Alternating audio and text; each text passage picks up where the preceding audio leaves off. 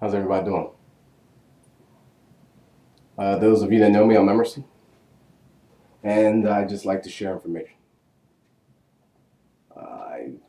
especially information that I find to be of use, practical use in everyday life.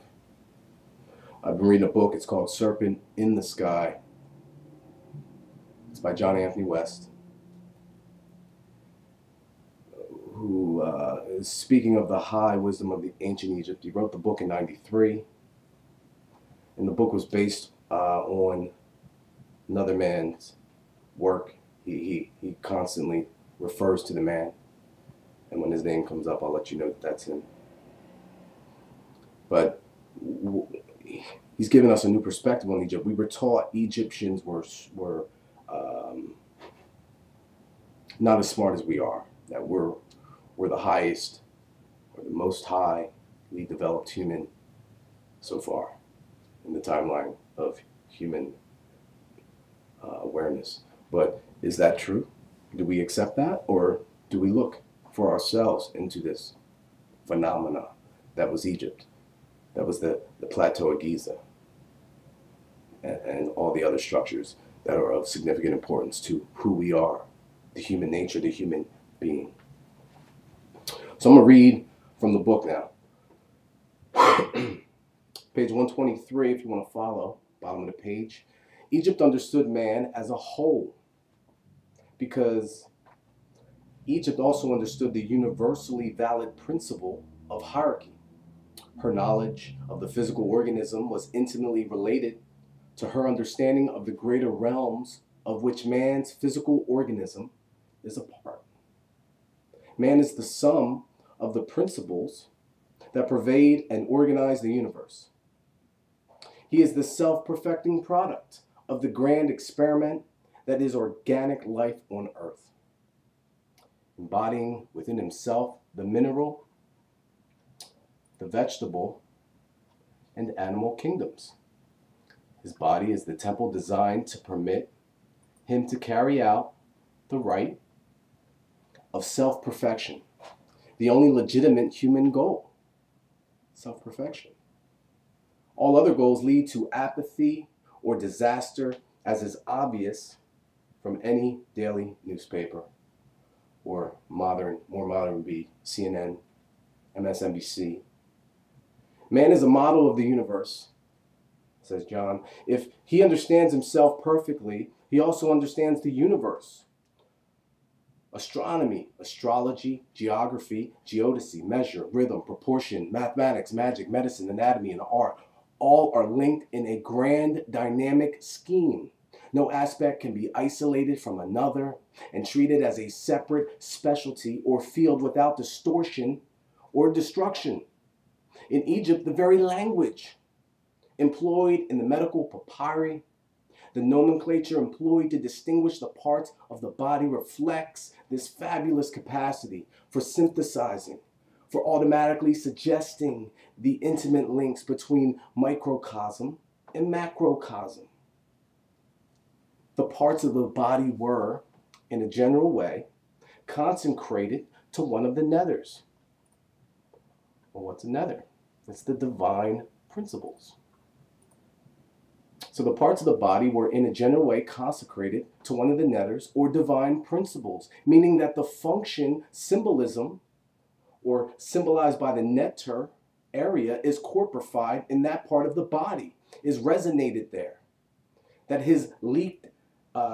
this is leaked down to us in the familiar figure of the medieval astrological man, with his organs and limbs assigned to the domination of the 12 astrological signs, which is a distortion, by the way, of the real reality.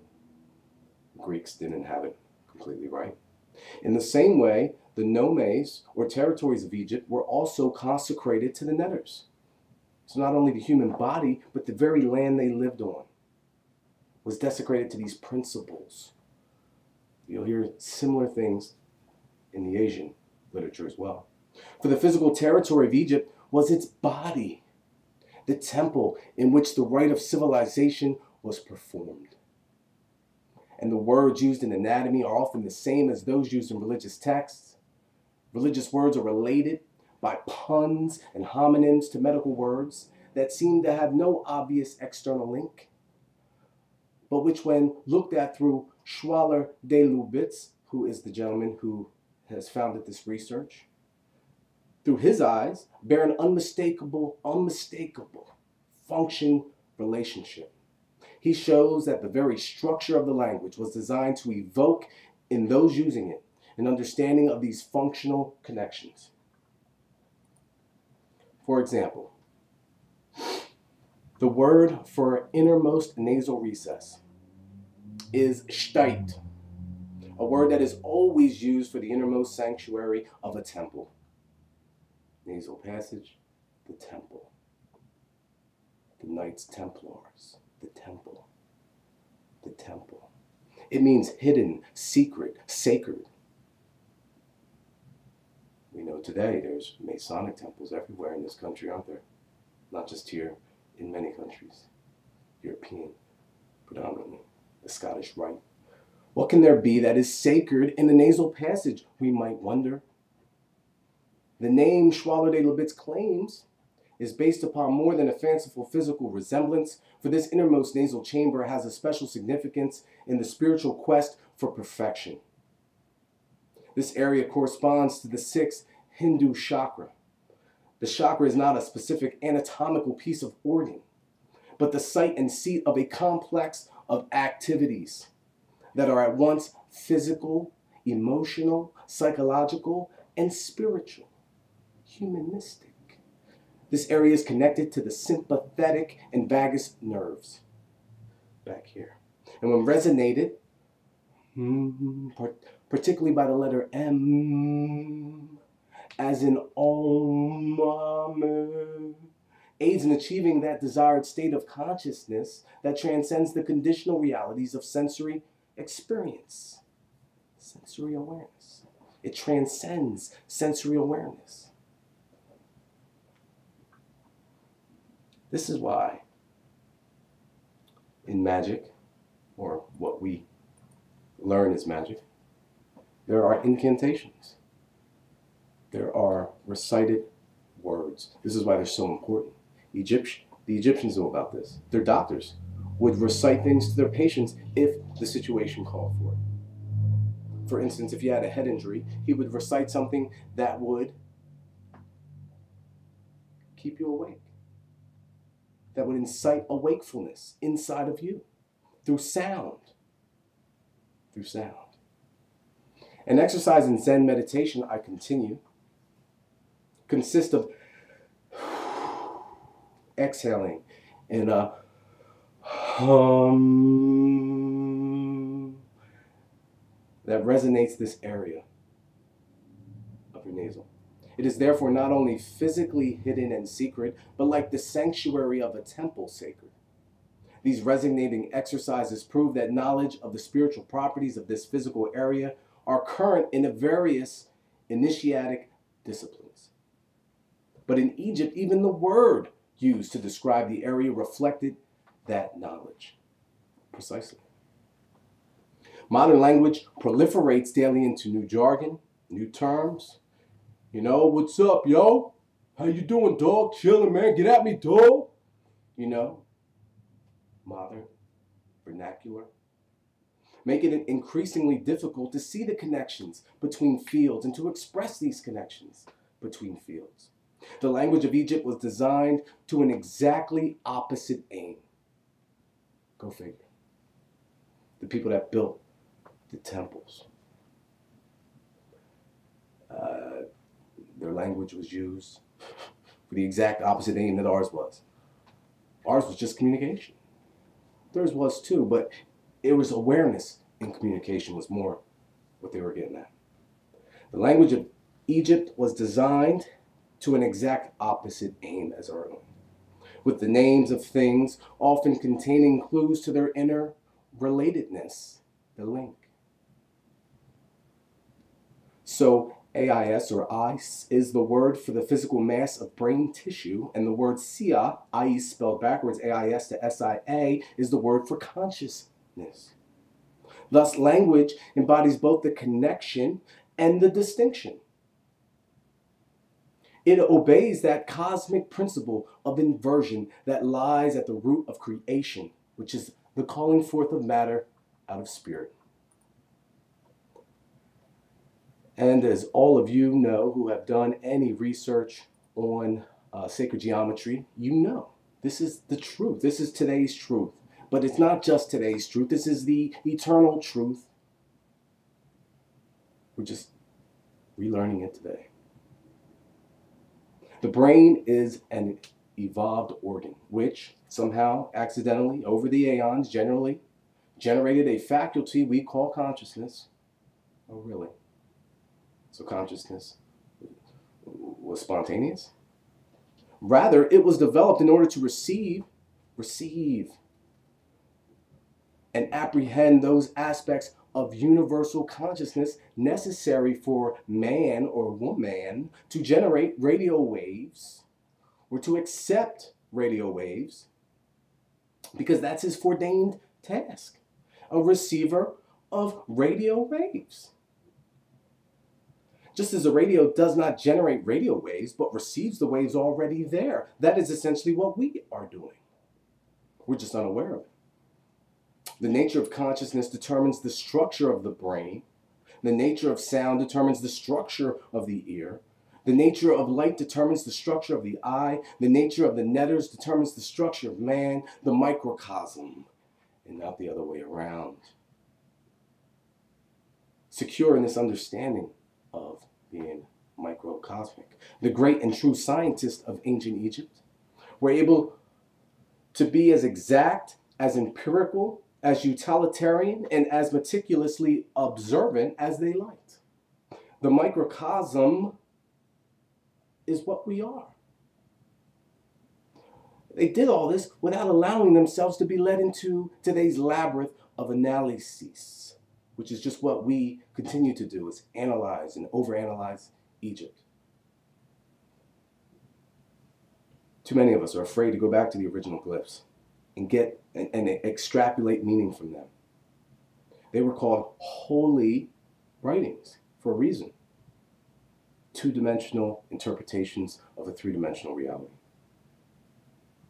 There cannot be the slightest doubt of the quality of Egyptian observational faculties, continues John Anthony West. As empirical, as utilitarian as I said. Cases 29 to 33 of the Smith Papyrus. The Smith Papyrus is the most advanced writing we have on the medical establishment of ancient Egypt. The Smith Papyrus describe minutely the different results brought about by wounds, dislocations, sprains, displacements, and crushing of a vertebrae of the neck. Even today, with recourse to x-rays, it is extremely difficult to determine the exact nature of damage to the neck vertebrae, as I know. Multiple surgeries. The Egyptian could make these determinations effectively. But how, right? How? Schwaller de Lubitz's study of Egyptian medicine proves that the highest orthodox modern standards, it was highly advanced, yet it is clear that modern methods of investigation can get caught at but one aspect of Egyptian medicine, its scientific side. That's how we learn, right? Scientific method. Meanwhile, it is equally clear that Egyptian medicine was as much art, that is to say magic, I can explain that to you if you like, as it was science. As much art, magic, as it was science. Linking. This is what I've been saying since my awareness hit me. We're not going to fulfill ourselves until we link science with every other art. At the time, I was saying science and religion, but it's more than that. It's more than that. Meanwhile, it is equally clear that Egyptian medicine was as much art, magic, as it was science. Even today, people instinctively talk of the healing art, or arts now, right? And the secrets of this art that are not lost forever, are inaccessible to the uncomprehending analytical mind. But if the testimony of ancient sources has any real value, that testimony invariably refers to the Egyptians as the healthiest race in the ancient world. a status we can say they achieved by accident or with purpose. Schwaller de Lubitz's study validates this ancient testimony. A generally high level of health is consistent with civilization based upon metaphysical realities. I'll say it again. A generally high level of health is consistent with civilization based upon metaphysical principles or realities in which medicine understood man as a whole, ideally in tune with the cosmos. When out of tune, the body was seen as unhealthy or diseased.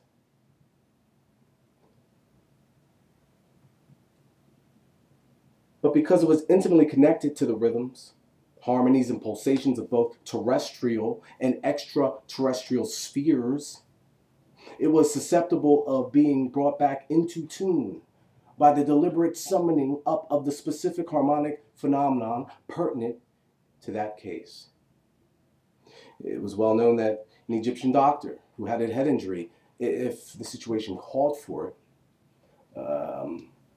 would keep his patients conscious through this verbal communication. He would feed him the harmonics that would awaken his mind and keep him alive on that operating table or on that table of love instead of an operating table. I've been under the knife many times. And I don't think there was any love in that knife, any love in that doctor who delivered the knife. Love has been lost from everything that we consider ethical, science, medical. Oh my God. The structure is unbelievably non-human.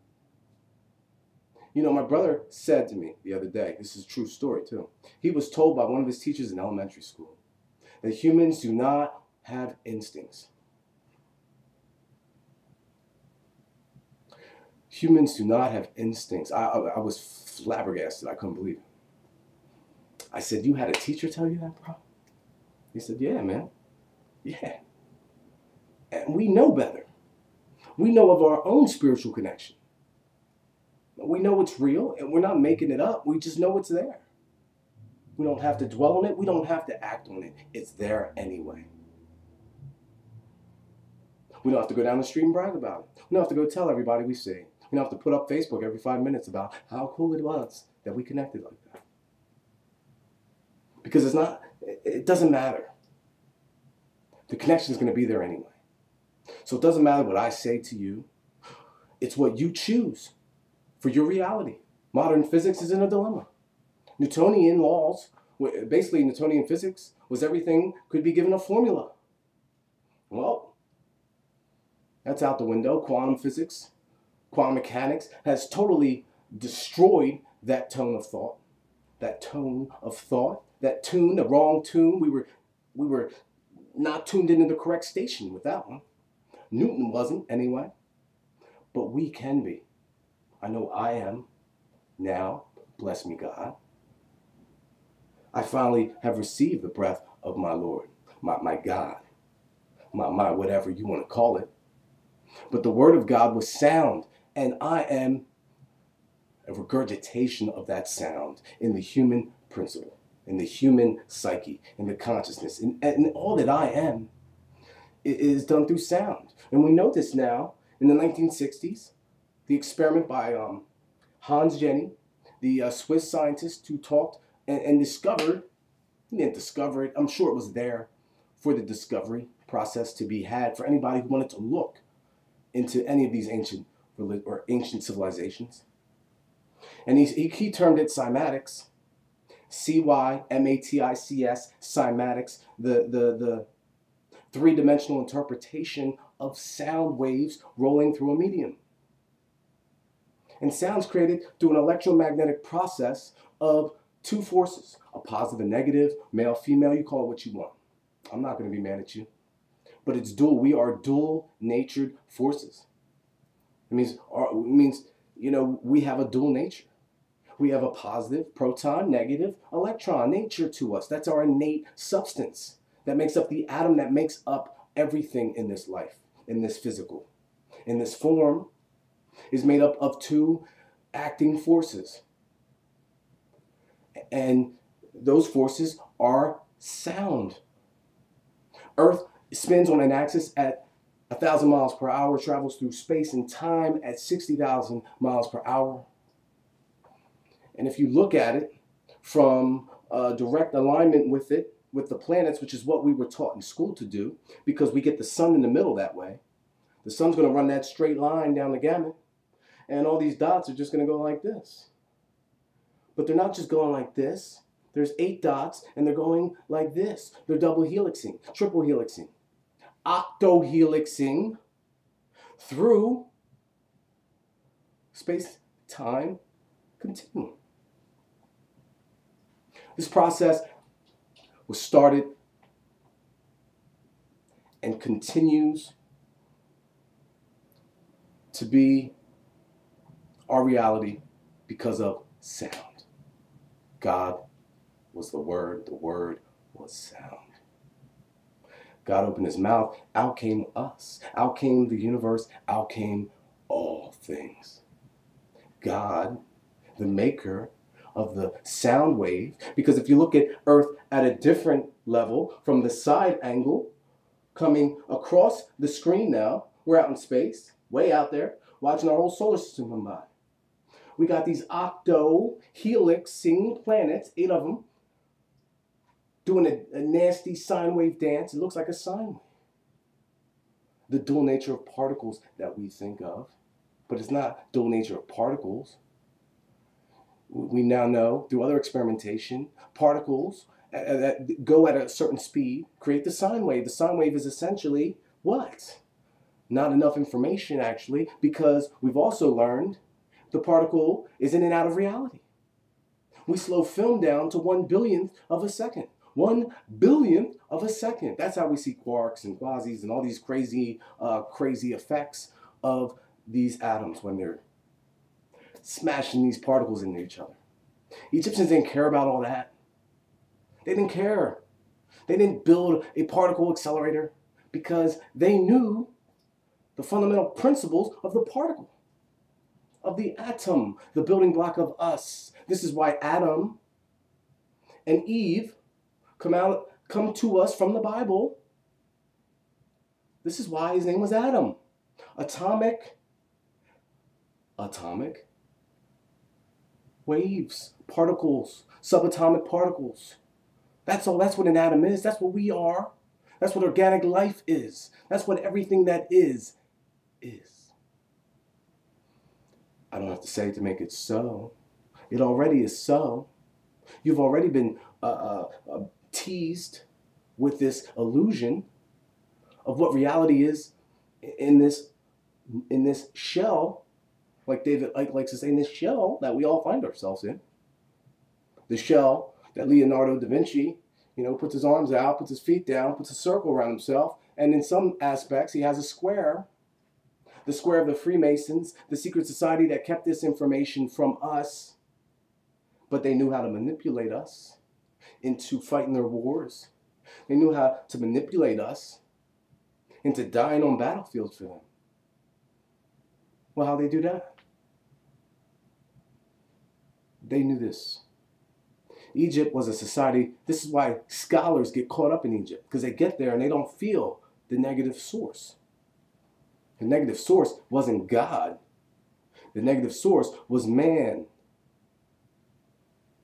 Because remember, man is dual in nature. Positive and negative. It's a choice. We all get the choice. You get to choose your reality. I get to choose mine. So as long as I'm projecting love, then I'm living life. That's my reality. What's yours? So science has finally caught up with ancient civilization. And we have no process of how these ancient civilizations got this particular culture. We have no idea how they knew how powerful symbols were. But the Knights Templar seem to know it. The Masonic lodges all throughout my country seem to know it. Where their lodges are temples. What do you call them? Temples. Masonic temples. keepers of the secret, the hidden key. Well, what's the key to your awareness? The key is, and we've learned now, thank God we've learned, for anybody that wants to learn, the key is harmonics, our cyclical nature.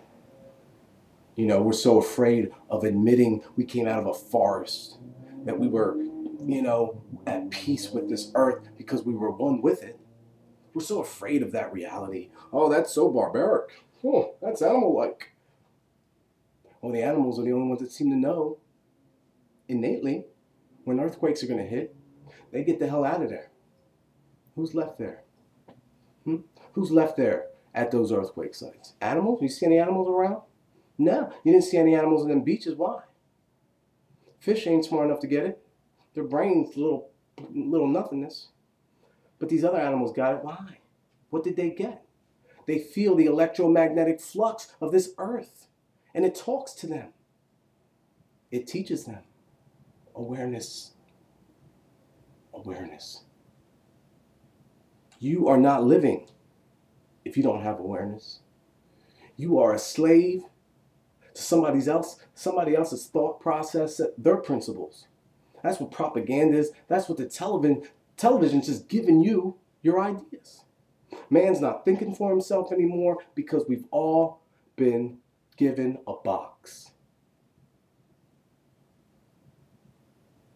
I kind of like my box. Yep. They gave me a Lexus in this box. As long as I got my Lexus, my Tommy Hatefinger shirts on, I'm good to go. Good to go. Yo, as long as I got my gold chains, yo. You know what I'm saying? Yo, as long as I got my motherfucking Adidas, no shoelaces in them. What, bitch? What? This is the reality that's been handed to us. And we just took it. Because we did not understand what was happening at that time. But we do now. Awareness is whenever you want to be aware. Awareness just happens when you want it to happen. It's a choice you make, not a choice I make for you. And whether you want to believe this or not, it's not going to change me. It's not going to change my love for me or my love for my daughter or my love for anybody who comes within this area of me to share this love with me. Because I'm only going to regurgitate love. I've regurgitated hate for too much of my life. Put me in jail doing that shit. Now I've changed. And with change came love. And with love came awareness. And with awareness came life. And suddenly I was living. I didn't know I spent my whole life dead up to that point. Boom, awareness.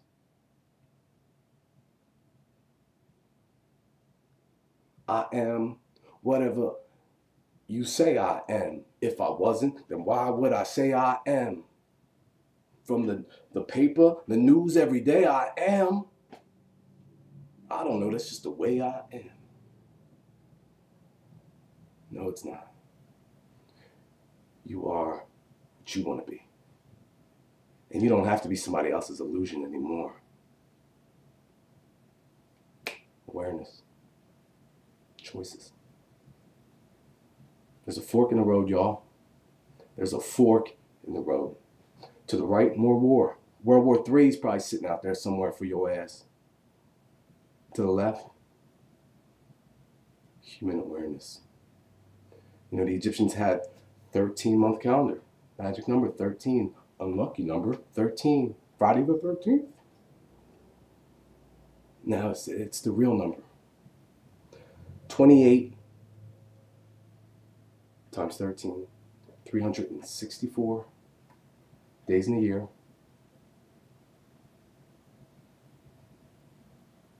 Egyptians had awareness, and they weren't afraid to share that awareness with the people of Egypt. It was all over their structures.